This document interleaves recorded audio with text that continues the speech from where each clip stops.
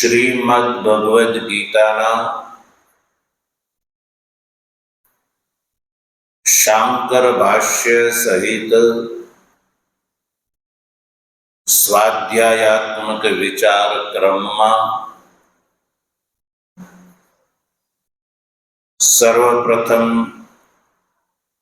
પ્રથમ એવં દ્વિતીય અધ્યાયનો ભાષ્ય સહિત સ્વાધ્યાયાત્મક વિચાર કર્યા પછી ક્રમથી કર્મયોગ નામક તૃતીય અધ્યાયનો વિચાર ચાલી રહ્યો છે. આ અધ્યાયના પ્રથમ, દ્વિતીય અને તૃતીય આ ત્રણેય શ્લોકોની ચર્ચા આપણે કરી ચૂક્યા. તૃતીય શ્લોકમાં ભગવાન શ્રી કૃષ્ણ અર્જુનના પ્રશ્નનો ઉત્તર પ્રદાન કરે છે. અર્જુને જે પ્રકારે પ્રશ્ન કર્યો છે,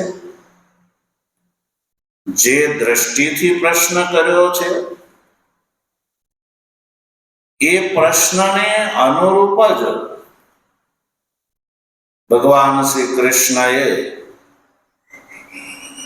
ઉત્તર આપવાનો પ્રારંભ કર્યો છે. ત્રીજા શ્લોકથી આ ત્રીજા શ્લોકમાં ભગવાન શ્રી કૃષ્ણએ અર્જુનને કહ્યું કે ભાઈ અર્જુન, આ લોકમાં આ બે નિષ્ઠા, જ્ઞાન નિષ્ઠા અને કર્મ નિષ્ઠા, એ અનાદિકાળથી ચાલી આવે છે.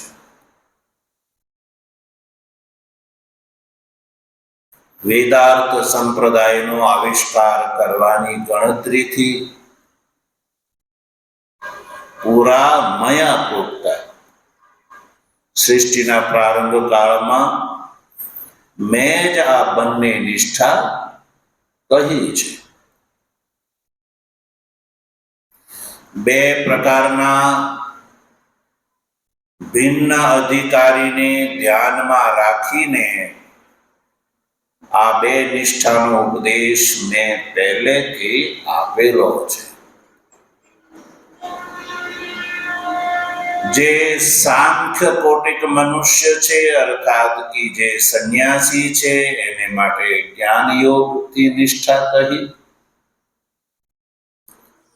અને યોગી નામ એટલે કે કર્મી નામ એટલે કે ગ્રહસ્થી નામ એટલે ગ્રહસ્થાશ્રમીને માટે કર્મયોગીના નિષ્ઠા પ્રોક્તા એટલે કર્મયોગ થી મેં નિષ્ઠા કહી છે. નિષ્ઠા એટલે સ્થિતિ, અનુષ્ઠેય તાત્પર્ય. એટલે સજ્જનો, આ ભગવાન શ્રી કૃષ્ણના આ તૃતીય શ્લોકમાં જે ભગવાનના ઉત્તર વિષયક જે વાક્યો છે, એનાથી બિલકુલ એ સ્પષ્ટ થઈ જાય છે કે જ્ઞાન નિષ્ઠા અને કર્મ નિષ્ઠા એ ભિન્ન પુરુષ અનુષ્ઠેય છે. એક પુરુષ અનુષ્ઠેય નથી. ભિન્ન ભિન્ન અધિકારીને ધ્યાનમાં રાખીને ભિન્ન ભિન્ન નિષ્ઠા બતાવી છે. એ ભગવાનના વચનથી સીધી રીતે સમજાઈ જાય છે. આમાં ક્યાંય વિશેષ કહેવાની જરૂરત નથી. એટલે ભગવાનનું આવું અત્યધિક સ્પષ્ટતર વાક્ય જોઈને આચાર્ય ભગવત્પાદ ભગવાન શંકરાચાર્યજી પ્રસંગને જોઈને તૃતીય શ્લોકનો સ્વાભિપ્રેત અર્થ કર્યા પછી ફરી પાછી જ્ઞાન કર્મ સમુચ્ચયવાદીની ખબર લે છે. કારણ કે જ્ઞાન કર્મ સમુચ્ચયવાદનું ખંડન ભાષ્યકારના મતમાં સતત ચાલી રહ્યું છે. એટલે જ્યાં જ્યાં આવો અવસર આવે ત્યાં જ્ઞાન કર્મ સમુચ્ચયવાદીના મતનું ખંડન કરે છે. અહીંયા પણ આ તૃતીય શ્લોકના પ્રતિપદ નું ભાષ્ય કર્યા પછી જ્ઞાન કર્મ સમુચ્ચયવાદીનો મત ઉઠાવી અને એનો મત ભગવાન શ્રી કૃષ્ણના કથનને અનુરૂપ નથી એવું પુનઃ અહીંયાથી બતાવે છે. ભાષ્યકાર જ્ઞાન કર્મ સમુચ્ચયવાદીને ઉદ્દેશ કરીને કહે છે કે જો જ્ઞાન અને કર્મ એક પુરુષ દ્વારા અનુષ્ઠેય હોત અને એક પુરુષાર્થ માટે જો સમુચિત એટલે એક પુરુષ દ્વારા અનુષ્ઠેય હોત ને ભગવાને આવું કીધું હોત ગીતામાં બીજા અધ્યાયમાં અને આગળ પણ ગીતાના વચનમાં ઉક્તમ ચ વક્ષ્યમાણમ વા, બીજા અધ્યાયની વાત જે થઈ ગઈ એમાં અથવા વક્ષ્યમાણ એટલે તૃતીય અધ્યાયથી આગળના સમગ્ર અધ્યાયોમાં અથવા આ ગીતાનું મૂળ જે છે જે વેદ એટલે ઉપનિષદ છે એ ઉપનિષદમાં પણ જ્ઞાન અને કર્મ એક પુરુષાર્થના માટે એક પુરુષ દ્વારા જો અનુષ્ઠેય છે એવું જો ભગવાનને અભિપ્રેત હોત, જેમ કે જ્ઞાન કર્મ સમુચ્ચયવાદી કહે છે એ રીતે, તો પછી અહીંયા એટલે કે આ ત્રીજા શ્લોકમાં અર્જુનને માટે ભગવાન શ્રી કૃષ્ણ નામ લઈને ભિન્ન પુરુષ કર્તૃત્વ શા માટે બતાવે? અહીંયા તો ત્રીજા અધ્યાયમાં તો ભગવાને નામ લઈને અલગ અલગ પુરુષોના નામ લઈને કહ્યું કે જ્ઞાન યોગ સાંખ્યને માટે, કર્મ યોગ યોગીને માટે. ભગવાન આવું ન કે જો જ્ઞાન અને કર્મ એક પુરુષ દ્વારા અને એક પુરુષાર્થ માટે જો અનુષ્ઠેય સંભવ હોત તો ભગવાન શ્રી કૃષ્ણ અહીંયા અર્જુનને માટે જ્ઞાન નિષ્ઠા અને કર્મ નિષ્ઠા ભિન્ન પુરુષ અનુષ્ઠેય છે એવું શા માટે કે? અર્થાત ન કે. અને એમાં પણ અર્જુન જ્યારે ઉપસન્ન છે અને અર્જુન તો ભગવાનને અત્યધિક પ્રિય છે એવી દિશામાં તો કે જ નહીં. અર્જુન છે એ ઉપસન્ન એટલે શરણાગત છે. જે વ્યક્તિ શરણાગત હોય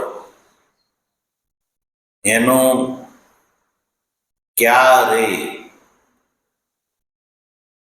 જેણે જેનું શરણ ગ્રહણ કર્યું છે એ વ્યક્તિ ક્યારેય શરણાગતનો અહિત કરે નહીં.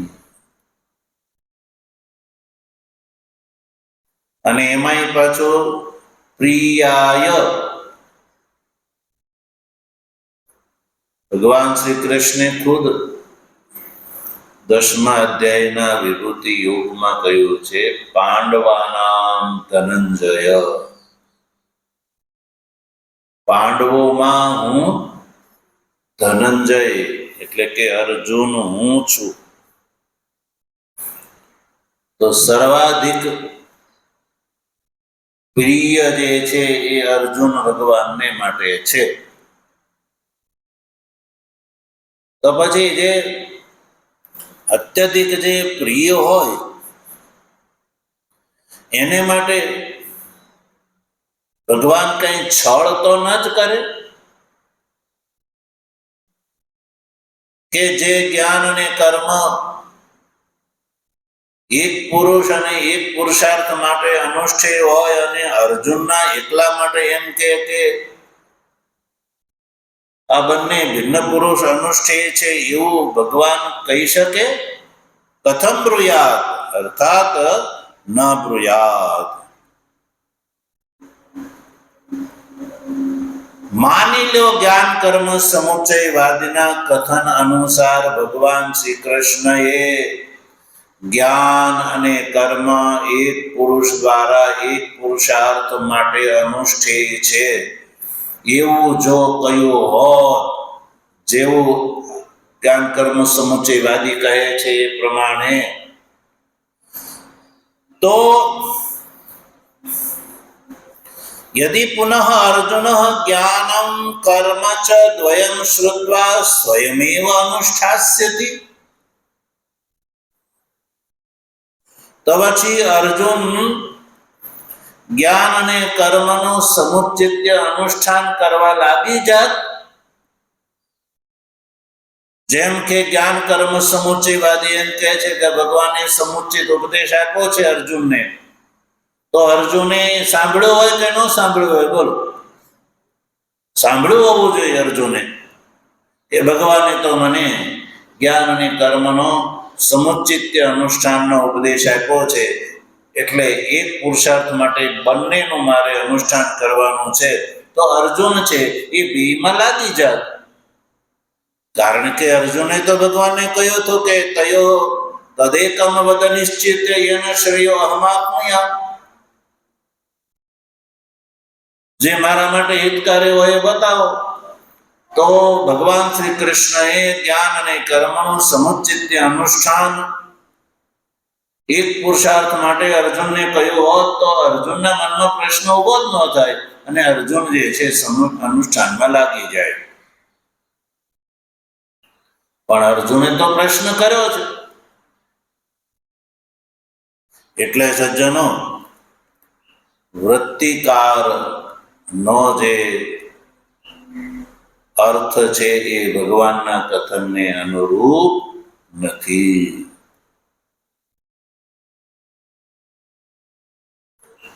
અને ભગવાન શ્રી કૃષ્ણે સમુચ્ચિત અનુષ્ઠાન અર્જુનને કહ્યું હોત તો અર્જુન જે છે સ્વયં એવા અનુષ્ઠાસ્યતિ, તો એ અનુષ્ઠાન કરે જ ભાઈ. પછી એના મનમાં પ્રશ્ન જ ઉભો ન થાય. જેવી રીતે કોઈ વ્યક્તિ ડોક્ટરની પાસે જાય અને ડોક્ટર 2 ગોળી આપે અને એમ કે આ બંને ગોળી એક સાથે લઈ લેવાની છે, એવું જ્યારે દર્દી સાંભળે તો પછી દર્દીને જો ડોક્ટરની વાત સમજાઈ ગઈ હોય તો એ તરત 2 ગોળી એક સાથે લઈ લેશે. અને દર્દી લઈ લેશે એટલે નક્કી થાય કે દર્દીને ડોક્ટરની વાત સમજાઈ ગઈ છે, કારણ કે ડોક્ટરે 2 એક સાથે લેવાનું કહ્યું છે. હવે જ્યારે ડોક્ટરે બંને ગોળી એક સાથે લેવાની કહી અને પછી દર્દી છે એના મનમાં એવો પ્રશ્ન ઉઠે કે ના, 2માંથી એક મારા માટે હોય એ બતાવો, હું 2 ગોળી નહીં લઉં, 1 લઉં. એવો પ્રશ્ન ઉભો થાય જ નહીં દર્દીના મનમાં. અહીંયા અર્જુને પ્રશ્ન કર્યો કે 2માંથી એક મારા માટે જે શ્રેષ્ઠ હોય એ બતાવો. એનો અર્થ છે બીજા અધ્યાયના ઉપદેશમાં ભગવાને જ્ઞાન અને કર્મનો સમુચ્ચિત ઉપદેશ બતાવ્યો નથી. ભગવાને તો બંને ગોળી જુદી જુદી કહી છે.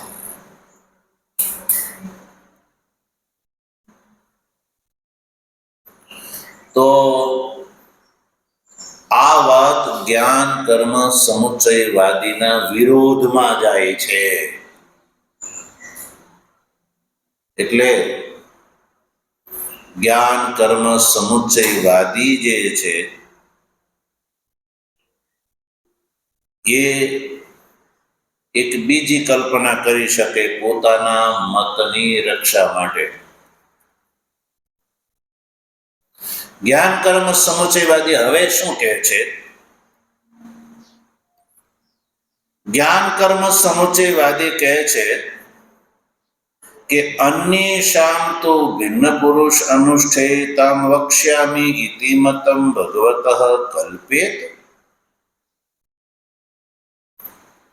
જ્ઞાન કર્મ સમુચ્ચયવાદી કહે છે કે જ્ઞાન અને કર્મ જે ભગવાન શ્રી કૃષ્ણએ આ ત્રીજા શ્લોકમાં ભિન્ન પુરુષ અનુષ્ઠે છે એવું બતાવ્યું. જ્ઞાન નિષ્ઠા સાંખ્ય માટે અને યોગ નિષ્ઠા ગ્રહસ્થી માટે. આવું જે ભિન્ન પુરુષ અનુષ્ઠે છે એવું જે ભગવાને બતાવ્યું છે એ જ્ઞાન કર્મ સમુચ્ચયવાદી કહે છે કે એ બીજાના માટે બતાવ્યું છે, અર્જુનના માટે નહીં. અર્જુનના માટે તો સમુચ્ચિત્ય ઉપદેશ બતાવ્યો છે. જ્ઞાન અને કર્મનો સમુચ્ચિત્ય ઉપદેશ બતાવ્યો છે. હવે આ જે ભિન્ન પુરુષ અનુષ્ઠે જે વચન છે ભગવાનનું એ જ્ઞાન કર્મ સમુચ્ચયવાદીના વિરોધમાં પડે છે. એટલે સમુચ્ચયવાદી એવું કહે છે કે એ બીજા બધા માટે ભિન્ન પુરુષ અનુષ્ઠે છે, પણ અર્જુનના માટે તો જ્ઞાન અને કર્મ સમુચ્ચિત્ય ઉપદેશ છે.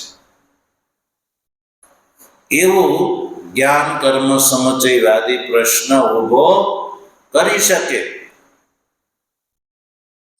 કે અર્જુન, તારા માટે મેં વિશેષ વ્યવસ્થા કરી છે, તારા એકલા માટે મેં વિશેષ વ્યવસ્થા કરી છે. હે અર્જુન, એકલા તારે જ્ઞાન અને કર્મનું સાથે અનુષ્ઠાન કરવાનું છે, સમુચ્ચિત્ય અનુષ્ઠાન કરવાનું છે. અને સંસારના બીજા બધા લોકો માટે એ જ્ઞાન અને કર્મ એ બેઉ જુદા જુદા કરવાનું. એટલે જે સંન્યાસી હોય એ જ્ઞાનયોગથી અનુષ્ઠાન કરે અને જે ગ્રહસ્થી હોય એ કર્મયોગથી અનુષ્ઠાન કરે. પણ અર્જુન, તારા માટે મેં વિશેષ વ્યવસ્થા કરી કે તું જ્ઞાને લે અને સાથે સાથે કર્મ પણ કર. જો આવી વ્યવસ્થા જ્ઞાન કર્મ સમુચ્ચયવાદી પોતાના મતને સ્થાપિત કરવા માટે યદિ આવો પ્રશ્ન કરે ને આવી વાત કરે તો ભાષ્યકાર કહે છે કે આ પણ સંભવ નથી. જ્ઞાન કર્મ સમુચ્ચયવાદીની આવી વ્યવસ્થા પણ બંધ બેસતી આવતી નથી. કેમ? તો શું વાંધો આવે? આ વાત માની લઈએ તો શું વાંધો આવે? તો ભાષ્યકાર કહે છે બહુ મોટો દોષ આવે કે અર્જુનના માટે એકલા માટે ભગવાને વિશેષ વ્યવસ્થા કરી કે તારે તો જ્ઞાન અને કર્મ બેવ કરવાના છે, બીજા બધામાં જે જે અધિકારી હોય એ કરે. આવું માનવામાં આવે સજ્જનો તો ભાષ્યકાર કહે છે કે એ તો આ વાત તો માની જ ન શકાય. કેમ કે અન્યેષાં તો ભિન્ન પુરુષ અનુષ્ઠેયતામ વક્ષ્યામિ ઇતિ મતમ ભગવત કલ્પેત તદા રાગ દ્વેષવાન અપ્રમાણ ભૂતો ભગવાન કલ્પિતઃ સ્યાત. અરે તો બહુ મોટી આપત્તિ આવે ભાઈ. તો ભગવાન તો રાગ દ્વેષ વાળા થયા કહેવાય. કેવા કહેવાય? રાગ દ્વેષ વાળા થયા કહેવાય ભગવાન. રાગ દ્વેષવાન ભગવાન રાગ દ્વેષ વાળા થયા કહેવાય છે. કે ભાઈ મારો પ્રિય શિષ્ય જે અર્જુન છે એ અર્જુન કર્મ અને જ્ઞાનનું સમુચ્ચય અનુષ્ઠાન કરી અને મુક્ત થઈ જાય અને બીજા બધા જે છે એ જુદું જુદું ક્રમથી અનુષ્ઠાન કરીને મુક્ત થઈ જાય.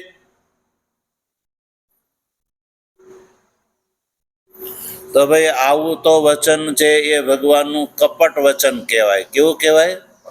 કપટ વચન.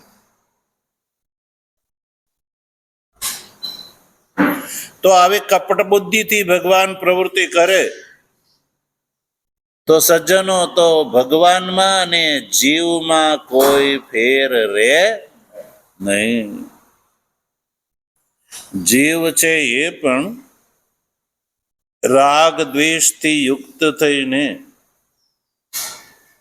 વ્યવહાર કરે છે, અને ભગવાને આવો જ વ્યવહાર કરે તો જીવમાં ને ઈશ્વરમાં કોઈ ફેર ન રહી જાય. તો ભગવાનની ઉપર મોટામાં મોટો આરોપ આવે કે ભગવાન રાગ દ્વેષ વાળા છે, એ ભગવાન ઉપર દોષ લાગી જાય સજ્જનો. ને ભગવાન સજ્જનો ક્યારે રાગ દ્વેષ વાળા હોઈ શકે નહીં. ભગવાનને કોઈ પ્રત્યે રાગ અને કોઈ પ્રત્યે દ્વેષ હોય તો એ ભગવાન ભગવાન જ ના કહેવાય.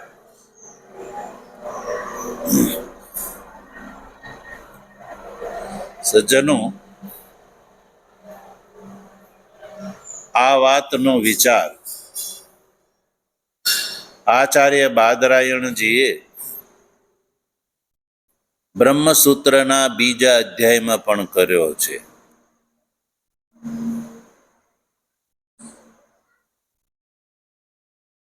બીજા અધ્યાયમાં આ વિચાર કરવામાં આવ્યો છે.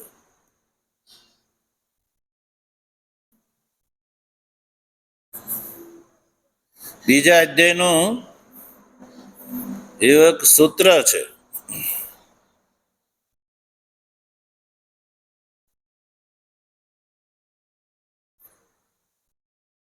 અને એમાં એવું કહેવામાં આવ્યું કે જો આ સૃષ્ટિના કર્તા ભગવાન અકારણ હોત, જીવોના કર્મને ધ્યાનમાં રાખ્યા વગર સૃષ્ટિની રચના કરી, અને જો ભગવાન એકને સુખી અને એકને દુઃખી, સૂત્ર છે વૈષમ્ય નૈર્ઘ્રણ્ય દોષ આવે ઈશ્વરની અંદર. શું આવે? વૈષમ્ય અને નૈર્ઘ્રણ્ય દોષ આવે. સજ્જનો, આપણે જોઈએ છે કે આ જે સંસાર છે એ સંસારની રચના કોણે કરી છે? ભગવાને કરી છે, એવું આપણે કહીએ છીએ ને. તો પ્રશ્ન ઉભો થાય, જો ભગવાને આ રચના કરી હોય, યા રચના કરવામાં ભગવાન સ્વતંત્ર રૂપથી રચના કરી હોય, તો આ સંસારમાં એવા લોકો છે જે બહુ દુઃખી છે, બહુ દુઃખી છે, અને એવાય છે કે જે બહુ સુખી છે. તો એકને સુખી બનાવ્યો અને એકને દુઃખી બનાવ્યો. તો ભગવાનની અંદર વૈષમ્ય દોષ આવ્યો કહેવાય. કેવો દોષ? વૈષમ્ય.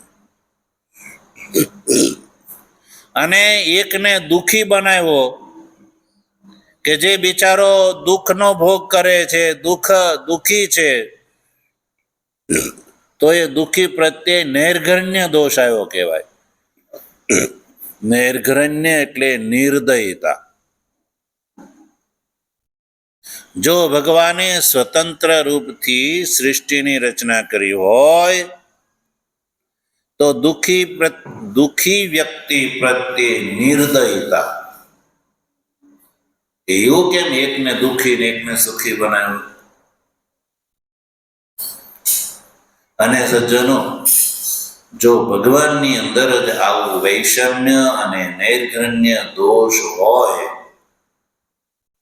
એકને સુખી અને એકને દુઃખી બનાવે,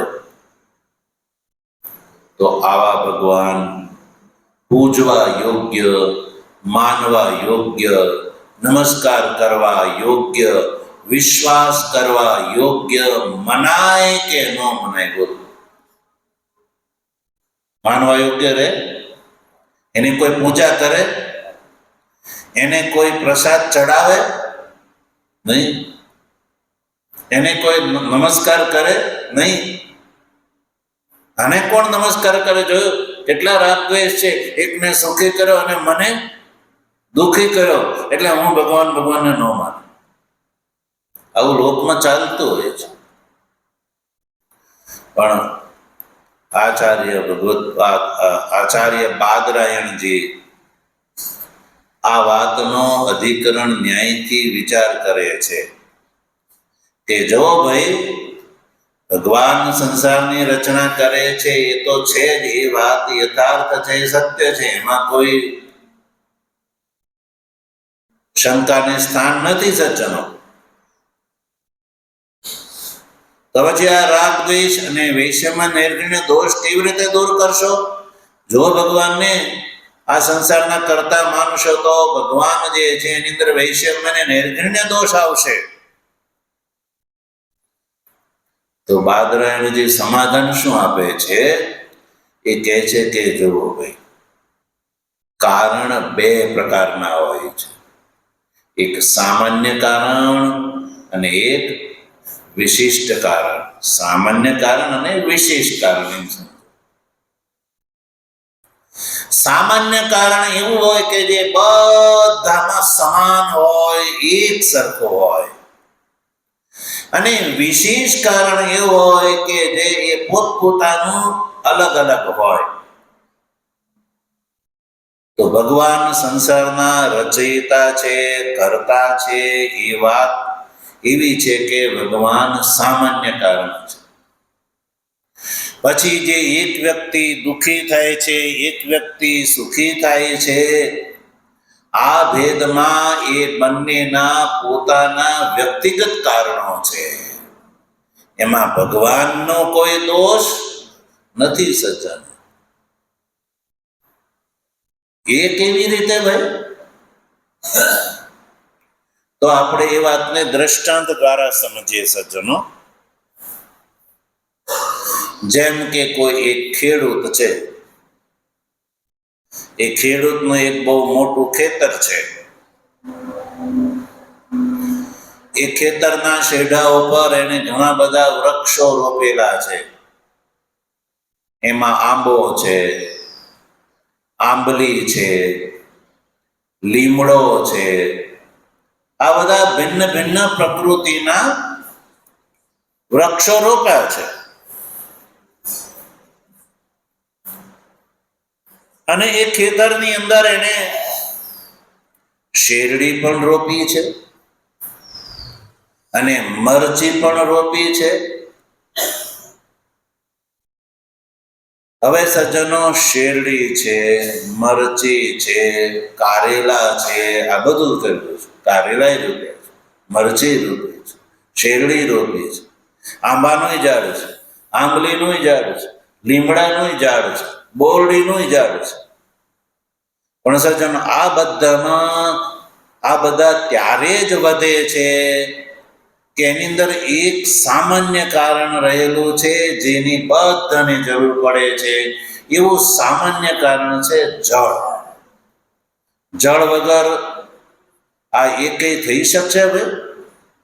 આ બધાને જળ જોઈએ. તો જળ છે ને એ સામાન્ય કારણ છે. જળ વગર એક તણખલું પણ ઉગી શકે નહીં. તો જળ છે ને એ સામાન્ય કારણ છે. એટલે જે ખેડૂત છે એને ખબર છે કે આ બધાને મારે પાણી પાવું પડશે, તો જ આ બધા જીવશે, વધશે અને મને ફળ આપશે. એટલે એ જે કૂવામાં મોટર મૂકીને જે પાણી કાઢે છે, એ પાણી જે છે એનો સ્વાદ જે પાણીનો હોય એ જ છે. હવે એ પાણી જ્યારે નાળી દ્વારા, ધોરિયા દ્વારા એ ખેતરમાં પહોંચે છે, તો આંબાના ઝાડમાં એ પાણી જાય, તો સજ્જનો મધુર મીઠી કેરી આવે, રસ મીઠો મધુર થઈ જાય. લીમડાના ઝાડમાં એ જ પાણી જાય ને એ જ પાણીથી લીમડો વધે, પણ એની અંદર રસ છે એ કેવો થઈ જાય છે? કડવો. આંબલીના ઝાડમાં એ જ પાણીથી આંબલીનું ઝાડ વધે છે, તો આંબલીના ઝાડમાં જઈને એ પાણી કેવું થઈ જાય છે? ખાટું થઈ જાય છે. શેરડીના ક્યારામાં એ જ પાણી જાય છે, એક જ સાથે જાય છે, એ જ કાળમાં જાય છે, એવું નહીં કે અલગ અલગ. તો શેરડીમાં જઈને એ પાણી કેવું થઈ જાય છે? ગળ્યું થઈ જાય છે. અને આગળ જતા મરચીના ક્યારામાં જાય છે, તો મરચીના કેરામાં જઈને એ પાણી તીખું થઈ જાય છે. તો સજ્જનો જળ કૂવામાંથી નીકળેલું જળ છે એ ગળ્યું નથી, ખાટું નથી, તીખું નથી ને કડવું નથી. એ સામાન્ય છે. જળ વગર કોઈ વધે નહીં. પણ આ લીમડાની અંદર જઈને કડવું થઈ જાય તો એ લીમડાનો પોતાનો દોષ છે, પોતાનું વિશિષ્ટ કારણ છે, એ વિશેષ કારણ છે. આંબલીમાં જઈને ખાટો થઈ જાય તો એ આંબલીની વિશેષ કારણ એનો દોષ છે. એમાં જળનો દોષ કહેવાશે? કોઈ એવું કહેશે કે આ જળ ખરાબ છે, કે જો લીમડામાં જઈને કડવું થઈ ગયું અને આંબામાં જઈને મીઠું થઈ ગયું, એ જળનો દોષ ખરાબ નહીં. એ તો એ જે તે વૃક્ષની પ્રકૃતિ એવી છે સજ્જનો. તો ભગવાન છે એ આ જગતનું કારણ છે સજ્જનો. એ જળ સ્થાનીય છે. જેમ જળ સામાન્ય છે કે નહીં બધામાં, જળને કોઈ પ્રત્યે રાગ દ્વેષ છે નહીં, એમ ઈશ્વર આ સંસારની રચનામાં સામાન્ય કારણ છે. એટલે ઈશ્વરને કોઈ રાગ દ્વેષ નથી. ઈશ્વરનો સ્વરૂપ છે સત ચિત ને આનંદ. આ સત એ બધામાં એક સરખો છે. આ ચિત એટલે ચૈતન્ય બધાની અંદર એક સરખો છે, અને આનંદ એ બધાની અંદર એક સરખો છે. કોઈ એમ કે નહીં મને અડધો જળ ને અડધો ચેતન બનાવો, એવો વ્યક્તિ હોદી લાવો તો કહેવાય કે ભગવાનની અંદર રાગ દ્વેષ, જો આને અડધો સત આપ્યું ને અડધો અસત આપ્યું, એવું થતું નથી. એટલે સજ્જનો ભગવાન સામાન્ય કારણ છે, એટલે એની અંદર કોઈ રાગ દ્વેષ સંભવતા નથી. એટલે જે લોકો દુઃખી થાય ત્યારે ભગવાનને દોષ દેતા હોય છે અને ભગવાનને ગાળો દેતા હોય છે, તો આવા જીવો તો સ્વયં અધોગતિના ભાગીદાર થાય છે. ભગવાનને કોઈ પ્રત્યે વૈષમ્ય અને નિર્ઘૃણ્ય નથી. એટલે ભગવાનની અંદર વૈષમ્ય નિર્ઘૃણ્ય દોષ નથી. એટલે ભગવાન જે છે એ પૂજવા યોગ્ય છે, માનવા યોગ્ય છે, નમસ્કાર કરવા યોગ્ય છે, ભગવાન પ્રત્યે શ્રદ્ધા રાખવા યોગ્ય છે. એટલે અહીંયા પણ ભગવાન ભાષ્યકાર એવું જ કહે છે કે જો આવું હોય કે અર્જુનના માટે તો ભગવાને સમુચ્ચિત્ય ઉપદેશ આપ્યો અને બીજા બધાને માટે ભિન્ન ઉપદેશ આપ્યો, ભિન્ન પુરુષ કર્તૃક ઉપદેશ આપ્યો. જો આવું જ્ઞાન કર્મ સમુચ્ચયવાદના કથનાનુસાર માની લેવામાં આવે તો એ બિલકુલ માનવા યોગ્ય નથી. કારણ કે તો રાગ દ્વેષવાન ભગવાન સાબિત થાય, અને જો ભગવાન રાગ દ્વેષવાન સાબિત થાય તો ભગવાનનું વચન અપ્રમાણભૂત થઈ જાય. જે વ્યક્તિ રાગ અને દ્વેષથી યુક્ત વાત કરે છે ને એના વચનની અંદર પ્રામાણ્ય નથી હોતું સજ્જનો. તો કોઈ એમ કે વાંધો નહીં, ભલે ને શું વાંધો, તો કે ના, એ વાત તો સ્વીકાર્ય નથી. તચ્ચ અયુક્તમ, તચ્ચ અયુક્તમ. કેમ કે ભગવાનના પોતાના કથનની સાથે વિરોધ આવે સજ્જનો. જો ભગવાન શ્રી કૃષ્ણે ગીતામાં આગળ જઈને કહ્યું સમમ સર્વેષુ ભૂતેષુ તિષ્ઠંતમ પરમેશ્વરમ, ગીતામાં ભગવાને કહ્યું કે હે અર્જુન, હું બધા ભૂતોની અંદર સમમ એક સરખો વિદ્યમાન છું, કોઈનામાં જાજો કોઈનામાં વધારે એવું નહીં. કીડીની અંદર અને બ્રહ્માની અંદર, બધાની અંદર હું એક સરખો છું. તો આ જે ભગવાનનું વચન છે એની સાથે વિરોધ આવે એટલે જ્ઞાન કર્મ સમુચ્ચયવાદીની વાત માનવા યોગ્ય નથી. તચ્ચ અયુક્તમ,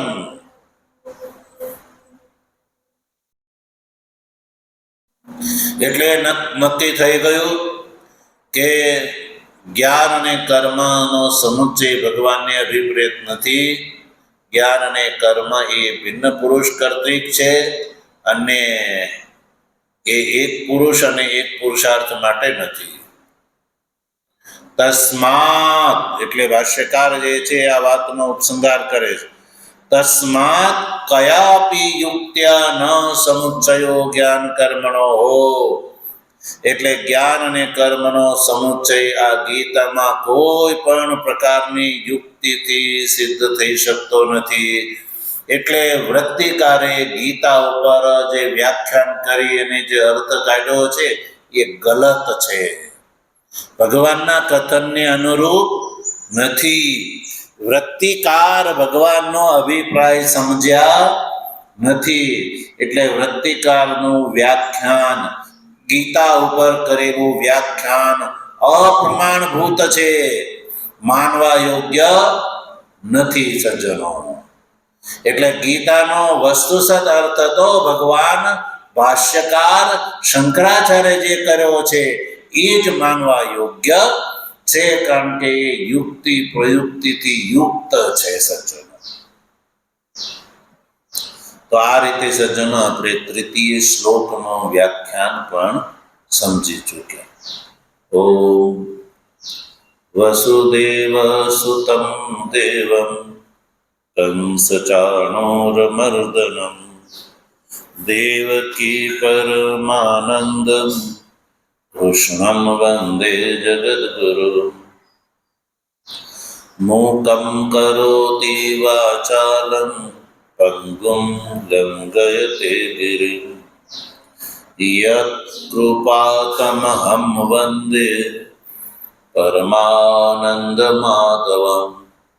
શંકરં શંકરાચાર્યં કેશવં બાદરાયણં સૂત્રભાષ્યકૃતૌ વંદે ભગવन्तૌ પુનઃ પુનઃ.